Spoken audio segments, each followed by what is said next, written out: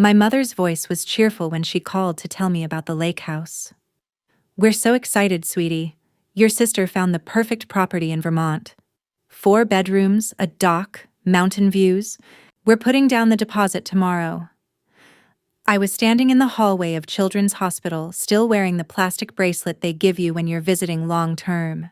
My son Marcus was in room 412, 8 years old, waiting for a spinal surgery that our insurance had denied for the 3rd time.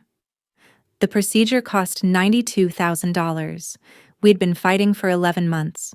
I'd asked my parents for help 6 weeks earlier. They'd said no. That's what insurance is for. Now they were buying my sister a vacation home. "How much?" I asked. My voice sounded strange, detached, like it belonged to someone else. "How much is the house?" "Oh, it was such a deal. $340,000. We're covering the down payment and helping with the first year of mortgage. About $100,000 total." Stephanie is so grateful. $100,000 for a vacation home, for a place my sister would visit maybe 6 weeks a year, while my son couldn't walk without pain, while we were drowning in medical debt, while I'd asked for $30,000 to cover what insurance wouldn't, and they'd told me that's not how family works. "I have to go, Mom. Marcus needs me." I hung up before she could respond. Walked back into my son's room. He was watching cartoons, his legs in the special braces the physical therapist had fitted that morning. He smiled when he saw me. "Mom, look. They have the good Jell-O today." I smiled back, sat down next to his bed, took his hand. And something inside me that had been bending for years finally snapped clean through. Not dramatically, not with tears or anger, just a quiet, permanent break. Like a bone that heals stronger than it was before. Let me take you back, because this story isn't about a lake house or a surgery. It's about learning that some parents will invest everything in one child and call it fair, then watch the other child struggle and call it character building. If you've ever been told no while watching your sibling get yes, if you've ever needed something life-changing and been told to figure it out yourself, this story is for you. Stephanie is 3 years older than me. Growing up, she was the one my parents understood. She liked what they liked.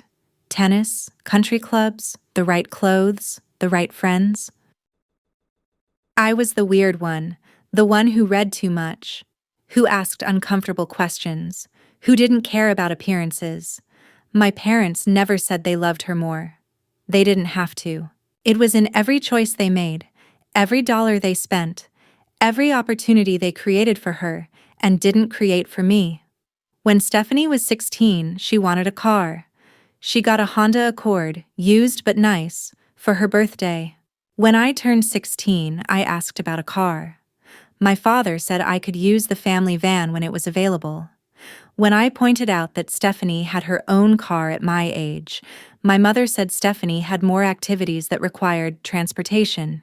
I was in debate club and worked part-time at a bookstore.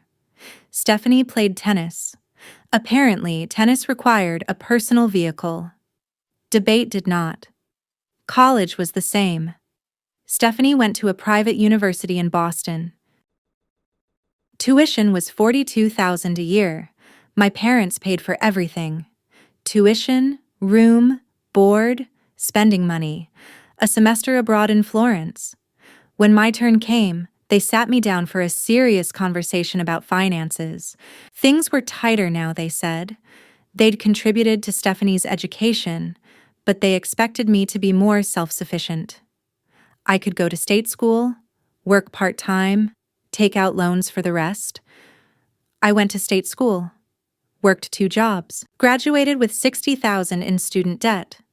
Stephanie graduated debt-free and spent a year finding herself in Europe on my parents' dime. I met David in my junior year. He was pre-med, serious, kind, the first person who made me feel like I wasn't too much. We got married 2 years after graduation. Small ceremony, backyard of his parents' house, budget catering, no honeymoon. We were both drowning in student loans and trying to build careers. My parents gave us a check for $500 and a card that said "Best wishes." When Stephanie got married 3 years later, my parents hosted the entire wedding. Country club venue, 200 guests, open bar, live band. The dress alone cost more than my entire wedding. I did the math once. They spent over $80,000 on her wedding day. They gave me $500. I told myself it didn't matter. I had David. We were building our own life. We didn't need their money or their approval.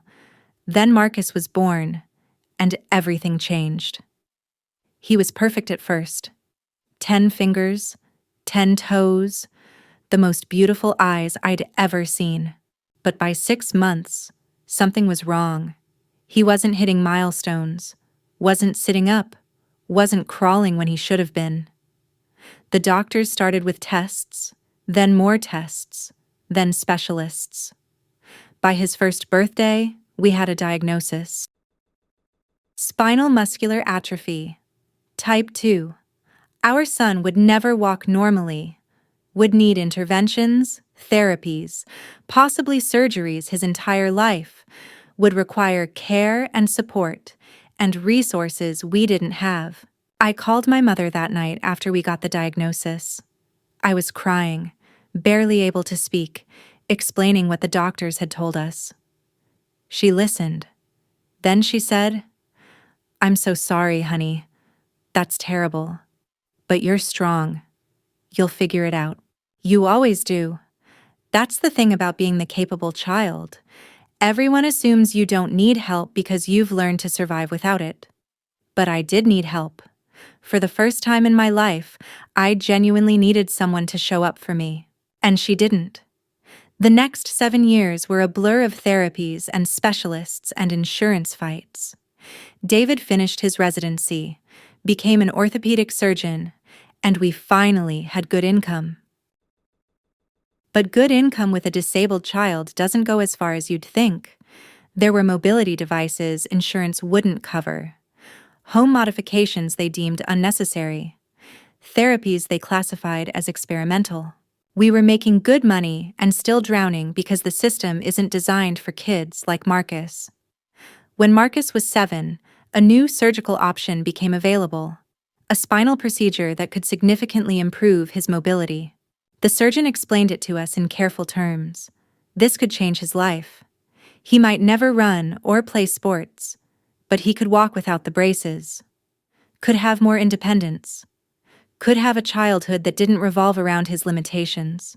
The surgery cost $112,000. Insurance approved $20,000 after a 6-month appeal process. We needed $92,000 more. We had savings, about $40,000 if we emptied everything. We could take a loan, but we were already stretched thin from years of medical expenses. We needed help. I called my parents, explained the situation calmly with the facts laid out. This surgery could change Marcus's life. We needed $30,000 to make it happen, not $92,000 because I knew better than to ask for everything. Just $30,000. We'd cover the rest ourselves somehow. My father listened without interrupting. Then he said, "That's a lot of money." "It's my son's ability to walk," I said.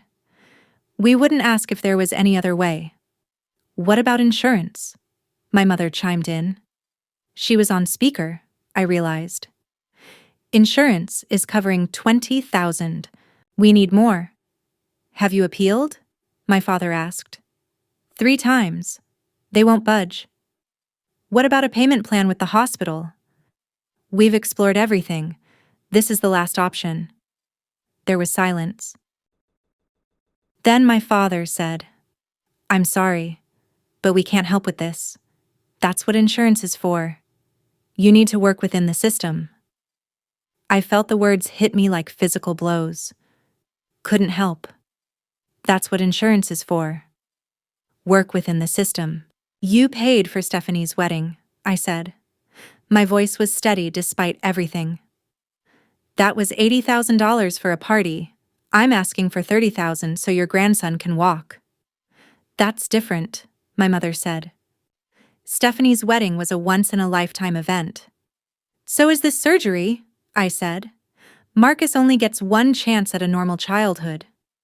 We'll think about it, my father said. But I heard the dismissal in his voice. The conversation was over. They weren't going to help. When I hung up, David was standing in the doorway. He'd heard everything. He didn't say anything, just walked over and held me. I didn't cry. I was past crying. I was in that place beyond tears where everything becomes very clear and very cold. We found a way. David took extra shifts. I went back to work full-time instead of part-time. We refinanced our house. We set up a GoFundMe that our friends and community rallied around. We scraped together $67,000 in 4 months. It wasn't enough. We were still $25,000 short when the surgery date arrived. Then David's parents showed up at our door with a check. $25,000. It's Marcus's birthday present, his mother said, for the next 18 years combined. I broke down. For the first time in months, I actually sobbed. These people who weren't even related to Marcus by blood had given him what my own parents wouldn't. The surgery was scheduled for March 15th. 2 weeks before, my mother called with the lake house news. $100,000 for a vacation property for Stephanie. $30,000 was too much for Marcus's surgery, but $100,000 was just fine for a second home my sister didn't need. I hung up and didn't call back. I stopped answering their calls, stopped responding to their texts asking why I'd gone quiet. I had a son to focus on, a surgery to prepare for, a life to rebuild. I didn't have energy for people who'd shown me exactly where I stood. The surgery took 6 hours. David and I sat in the waiting room, holding hands, barely speaking. His parents were there too, his mother knitting something for Marcus's recovery, his father reading the newspaper and periodically patting my shoulder. My parents weren't there. I hadn't told them. When the surgeon came out still in scrubs, my heart stopped, but he was smiling. It went beautifully. Better than expected. He's going to do great. I collapsed against David. His mother started crying. His father said, "Thank God," in a voice I'd never heard from him before. My phone buzzed. A text from my mother. "Thinking of you. Hope Marcus is having a good week. Call when you can." She didn't even know. Didn't know her grandson was in surgery because I hadn't told her, and she hadn't asked enough questions to find out. The recovery took 3 months. 3 months of physical therapy, of learning to walk again, of small victories that felt like miracles. Marcus's first steps without braces, his first time climbing stairs, his first time running, actually running, across the backyard while I recorded it through tears. David's parents visited every weekend, brought food, brought books, brought distractions and support and love. My parents finally figured out something had happened when they saw photos on Facebook. My mother called, confused and hurt. "Marcus had surgery? Why didn't you tell us?" "You said you couldn't help," I said. "We handled it without you." "We still would have wanted to know. We would have been there. Would you have?" I asked. "Because when I needed $30,000 so your grandson could walk, you said that's what insurance is for. But you found $100,000 for Stephanie's lake house." There was silence, a long silence. "That's not the same thing," she finally said. "You're right," I said. "It's not the same. A lake house is a luxury. My son's surgery was a necessity. You chose the luxury. Now you can live with that choice." "You're being unfair," she said. "I'm being honest. For the first time in my life, I'm telling you exactly what I think instead of swallowing it to keep the peace. You've always chosen Stephanie. The car, the college, the wedding, and now this. I accepted it when it was just me, but you did it to my son, and that I will never accept." She started crying, saying they loved Marcus, loved me, didn't mean to hurt anyone. My father got on the line, angry now, saying I was being dramatic and ungrateful. They'd done their best for both daughters. They couldn't help everyone with everything. Life wasn't fair. I listened. Let them finish. Then I said, "You're right that life isn't fair. I learned that from you. But I also learned that I can choose who gets to be part of my life. And people who wouldn't help my disabled son don't get to celebrate his recovery. Goodbye." I hung up, blocked their numbers. Sat down at the kitchen table where Marcus was doing homework with David, his legs dangling free without braces, and I felt something I hadn't felt in years. Peace. Not happiness exactly, but the absence of that constant low-grade pain that comes from hoping people will change and being disappointed over and over again. They weren't going to change. They'd shown me who they were my whole life. I just finally believed them. Stephanie called a week later, indignant on our parents' behalf. "How could you cut them off? They're devastated. Mom hasn't stopped crying." "Did Mom cry when she said no to Marcus's surgery?" I asked. That's different. They genuinely couldn't afford to help. "They put $100,000 down on your vacation home a month later." Silence. Then, "That money was already allocated." They'd been planning it for years. Then they could have unallocated it when their grandson needed surgery. They chose not to. "You can't blame them for wanting to help me," she said. "I don't blame them for helping you. I blame them for not helping Marcus. There's a difference." "You're tearing this family apart over money," she said. "No," I said. "I'm protecting my family from people who showed me Marcus doesn't matter to them. That's not tearing anything apart. That's just seeing clearly." She hung up on me, probably reported back to our parents that I was crazy, bitter, unreasonable. I didn't care. For the first time in my life, I genuinely didn't care what any of them thought. Because I had David, who worked extra shifts for months. I had his parents, who gave us $25,000 without being asked twice. I had a community who donated to a GoFundMe because they saw a kid who deserved better. And I had Marcus, who was running now, actually running, and who would never know that his grandparents on my side had said no. A year passed. Marcus continued to improve. He started 3rd grade walking without any devices. His teacher called him her miracle kid. David and I watched him at his school play, standing on stage with the other kids. Not different, not limited, just another 8-year-old in a paper crown playing a tree in the forest scene. I took so many photos my phone storage ran out. My parents tried to reconnect. Cards on holidays, messages through relatives, even showing up at our house once when they knew we'd be home. I didn't answer the door. David asked if I wanted to reconsider, just hear them out. I said no. Some things you don't come back from. Telling your daughter to work within the system while her son couldn't walk, then buying your other daughter a vacation home a month later, that was one of those things.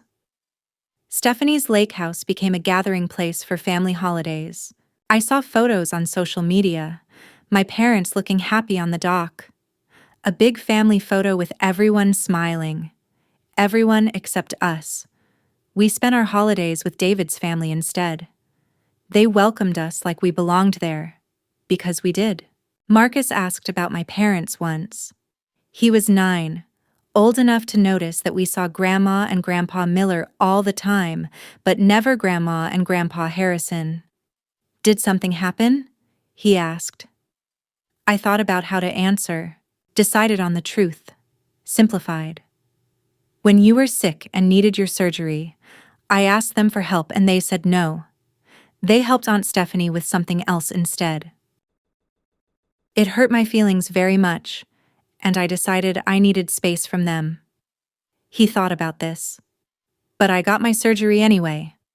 Yes, because Dad and Grandma and Grandpa Miller and our friends all helped.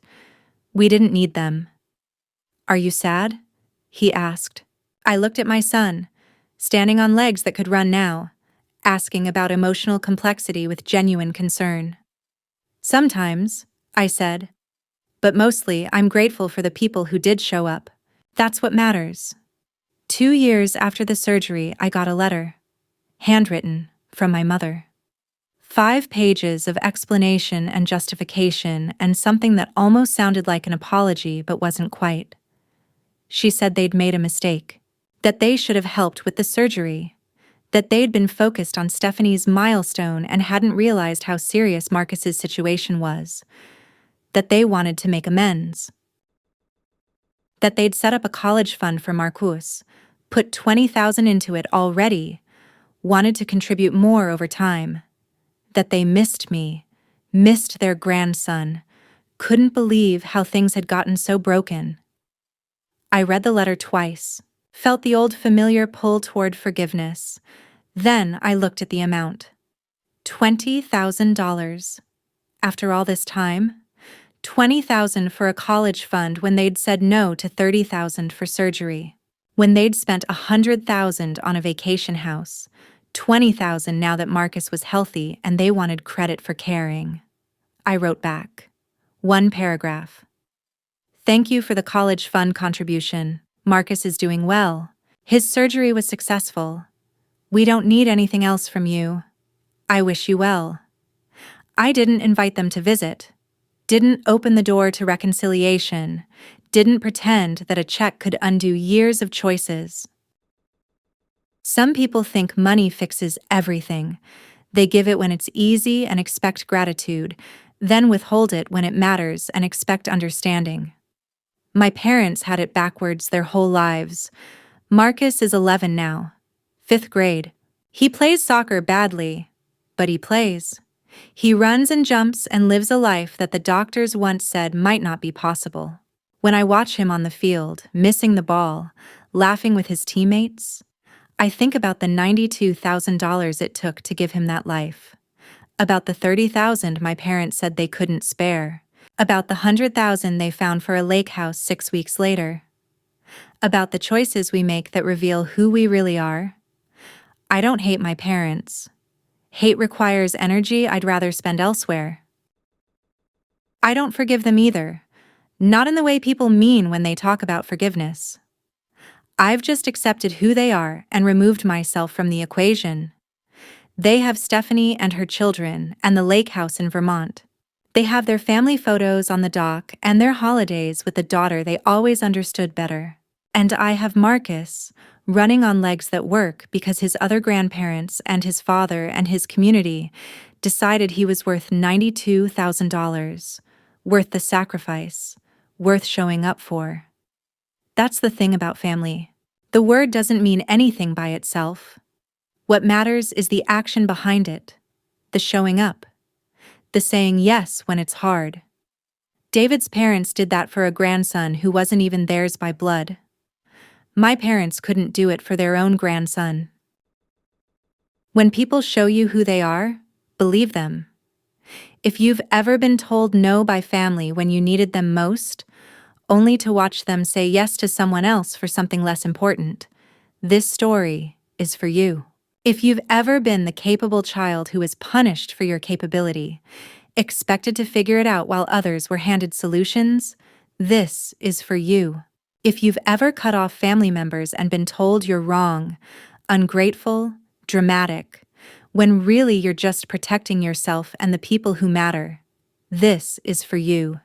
You're not wrong. You're not ungrateful. You're not dramatic. You're seeing clearly, maybe for the first time. Sometimes seeing clearly means accepting that the people who should have loved you most loved someone else better, and stepping back to build a life where their absence doesn't hurt anymore. Tell me in the comments, have you ever asked family for help with something critical and been told no, only to watch them help someone else with something trivial? Did you forgive, forget, or walk away? I read every story. Subscribe for more stories about people who chose peace over pretending. They didn't get invited to his recovery, but the right people were there. And that made all the difference.